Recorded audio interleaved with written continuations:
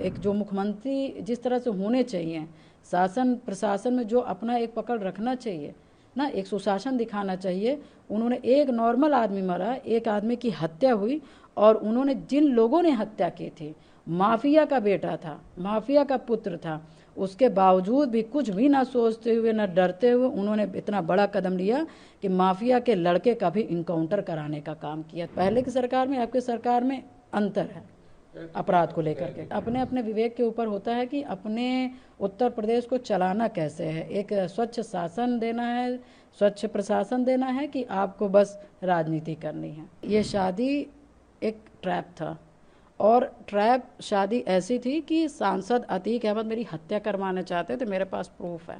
देखिए, माननीय मुख्यमंत्री जी से मेरी मुलाकात सिर्फ नॉर्मली ऐसे ही थी जैसे एमएलए करते हैं, और बस जो मेरे क्षेत्र के काम हैं, जो बड़े बड़े काम थे और जो काम नहीं नॉर्मल हो सकते हैं, उन काम के लिए मैं मिलने गई थी। और सदन के बाद जब ख़त्म होता है तो मैं एक बार जाती हूँ और अपने क्षेत्र का जो भी काम रहता है वो देने का काम करती हूँ।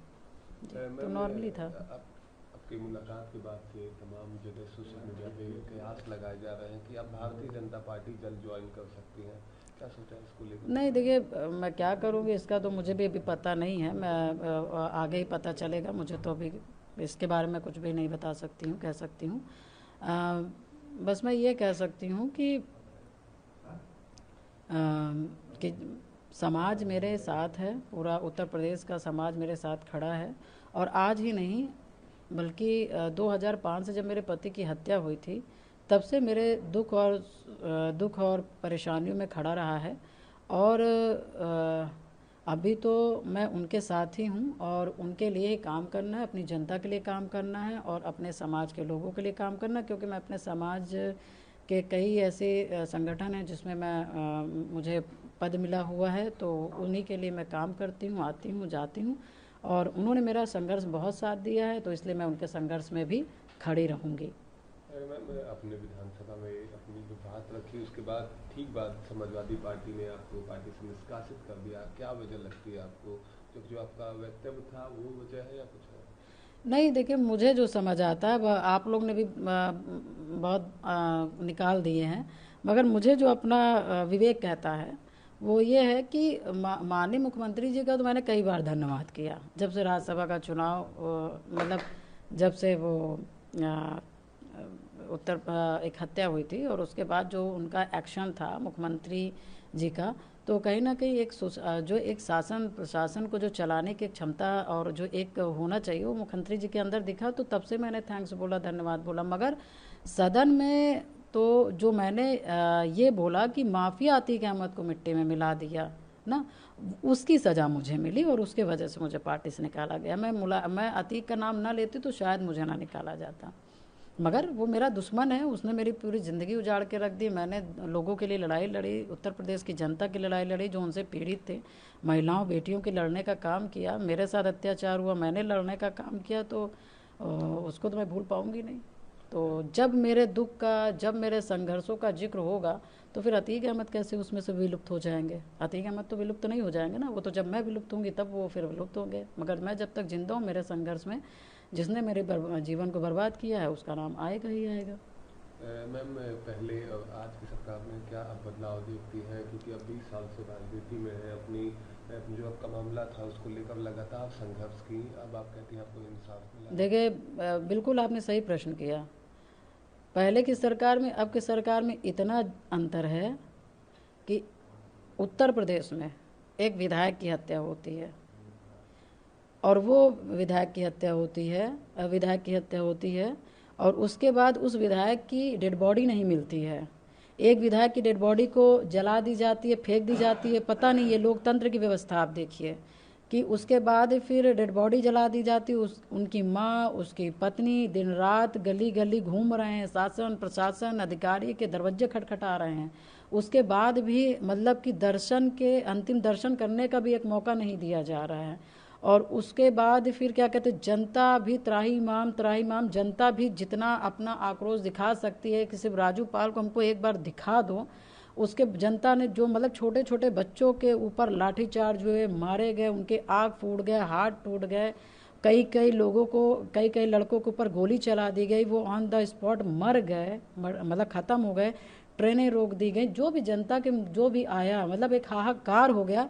उसके बावजूद भी एक विधायक की हत्या होने के बावजूद भी मतलब कि जनता हाहाकार कर रही, उसके बावजूद भी मारने वाले के घर से एक को भी इनकाउंटर नहीं करते हैं और एक को भी सज़ा नहीं मिलता है। और हत्या के इतने साल, 17-18 साल होने के बावजूद भी कुछ नहीं होता है।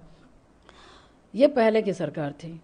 और आज की सरकार की मैं बात करूं तो एक नॉर्मल सा, एक कॉमन सा व्यक्ति मरा, उसकी हत्या होती है और हत्या होने के बाद फिर यही मुख्यमंत्री जी हैं जो उन्होंने एक जो मुख्यमंत्री जिस तरह से होने चाहिए, शासन प्रशासन में जो अपना एक पकड़ रखना चाहिए ना, एक सुशासन दिखाना चाहिए, उन्होंने एक नॉर्मल आदमी मरा, एक आदमी की हत्या हुई और उन्होंने जिन लोगों ने हत्या की थी, माफिया का बेटा था, माफिया का पुत्र था, उसके बावजूद भी कुछ भी ना सोचते हुए ना डरते हुए उन्होंने इतना बड़ा कदम लिया कि माफिया के लड़के का भी इनकाउंटर कराने का काम किया। तो ये परिवर्तन नहीं है, मैं मानती हूँ कि ये बहुत बड़ा परिवर्तन है।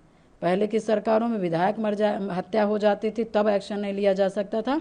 आज के डेट में एक नॉर्मल व्यक्ति की भी हत्या हो जाती है तो इनकाउंटर होता है, नहीं हो पाता है, नहीं पकड़ पाते तो हाफ इनकाउंटर होता है कि नहीं। और क्योंकि आप जिसने हत्या की, जिसने गोलियां चलाई, जिन्होंने मर्डर किया, उनको आप सजा नहीं दे पाएंगे तो कहीं ना कहीं उनका जब बल है, उनका जो मनोबल है वो बढ़ता है। वो एक कांड करने के बाद दूसरा कांड करने के बाद तीसरा कांड, क्योंकि उस कांड में वो सफल होते जाते हैं। और जैसे अपने अपने लोग अपने बिजनेस में सफल हो जाते हैं तो आदमी रुकता नहीं। इसी तरह से जो माफिया होते हैं, मर्डर करने के बाद इनको सजा नहीं मिलती है तो ये भी बढ़ते जाते हैं, ये भी अपने दुकान लगाते जाते हैं। तो मेरा अपना मानना है कि पहले की सरकार में आपकी सरकार में अंतर है अपराध को लेकर के। पहले की सरकारें थी, आप भी लगातार विधायक रही हैं, तो उनसे आपने अपनी पीड़ा नहीं बताई, क्या आपने कोई कार्रवाई की बात नहीं की क्योंकि आप विधायक थे? देखिए, सारी चीज़ें चलती रहीं, ऐसा नहीं कि सरकार को नहीं पता था या मुख्यमंत्री लोग को नहीं पता था या अधिकारी को नहीं पता था, या मैं कचहरी में मुकदमा लड़ी, मैं हाई कोर्ट में लड़ी, मैं सुप्रीम कोर्ट में लड़ी, मैं तीनों कोर्ट में मुकदमा लड़ी। और ये मान के आप चलिए कि कितना संघर्ष रहा होगा कि सुप्रीम कोर्ट तक का जाना। तो ऐसा नहीं, जानकारी सबको सब थी। मुझे आपको लगता है कि मैं किसी से मिली ना होंगी, मैं रोई ना होंगी, मैं कहीं ना होंगी, मैंने प्रार्थना ना किया होगा। मगर सबसे बड़ी बात है कि मुख्यमंत्री के पद में किस तरह के लोग बैठे हैं, किस तरह के लोग बैठे हैं।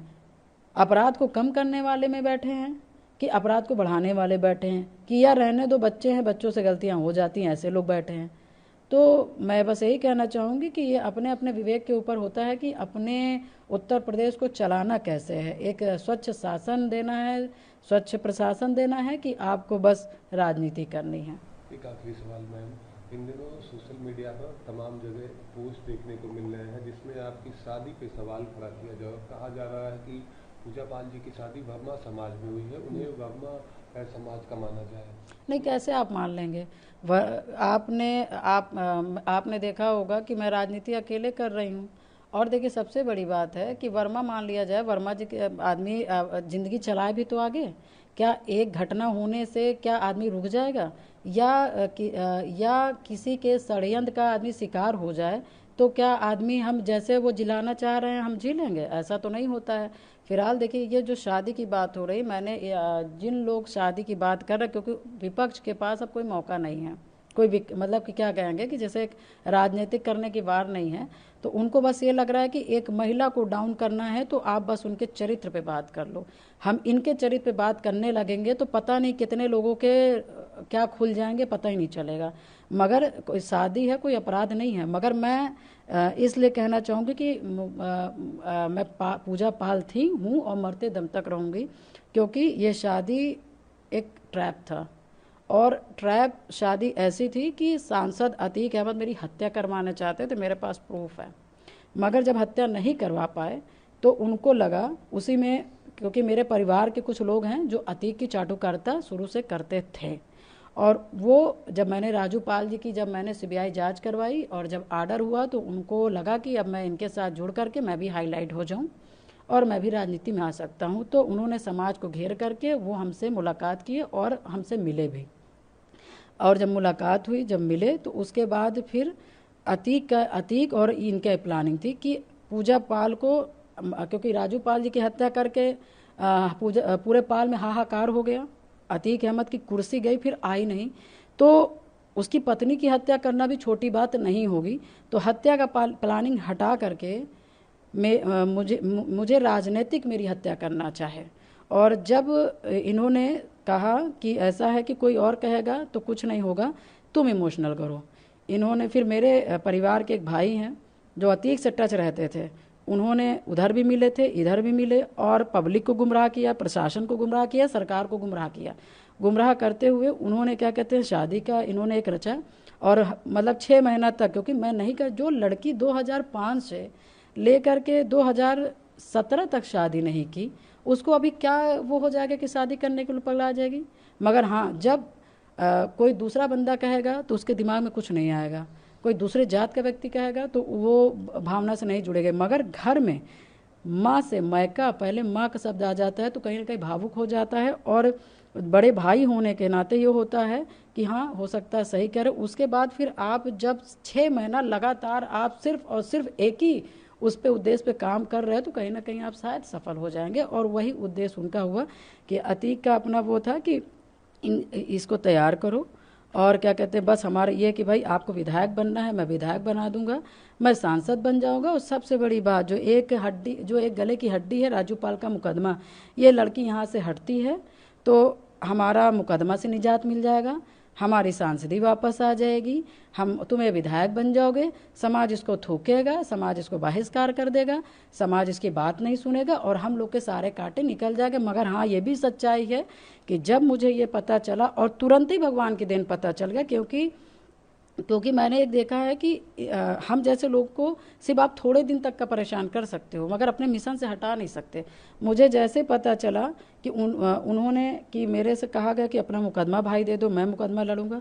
आप क्यों परेशान, मतलब आप इतना परेशान हो ली, आपकी ज़िंदगी कैसे कटी होगी भाई, वो मैं समझ रहा हूँ, ये वो जैसे भी उन्होंने वो किया तो हमें लगा ठीक सही कह रहे हैं। उसके बाद जब मुझे जैसे पता चला कि मेरे साथ ये मतलब कि षड्यंत्र है तो मैंने इस शादी का तुरंत विखंडन किया, तुरंत तत्काल प्रभाव से। 18 में हुआ, 18 में मैंने